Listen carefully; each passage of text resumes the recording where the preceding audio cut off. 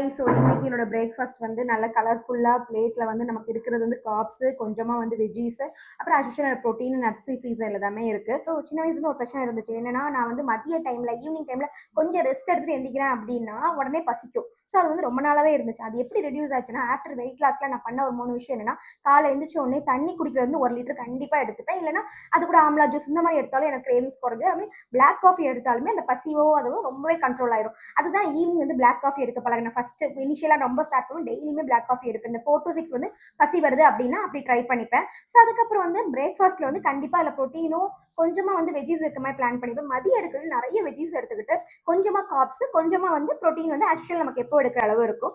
So இந்த மாதிரி வந்து நமக்கு நடக்கிற சின்ன சின்ன மாற்றங்கள் வந்து நம்ம எடுக்கிற மார்னிங் பிரேக்ஃபாஸ்ட்டும் லஞ்சும் ப்ராப்பராக இருந்துச்சுன்னா ஆட்டோமேட்டிக்காக அந்த கிரேவிங்ஸ் வந்து குறைஞ்சிருங்க. ஸோ இது எனக்கு நல்லா குறைஞ்சது, அதை அவங்க கூட ஷேர் பண்ணுறேன். ஸோ இந்த மாதிரி டிப்ஸ் அண்ட் ஹெல்தி ரெசிபிஸ் உங்களுக்கு பிடிச்சிருந்துச்சு அப்படின்னா மறக்காம லைக் பண்ணிக்கோங்க, சப்ஸ்கிரைப் பண்ணிக்கோங்க. நாளைக்கு பார்க்கலாம்.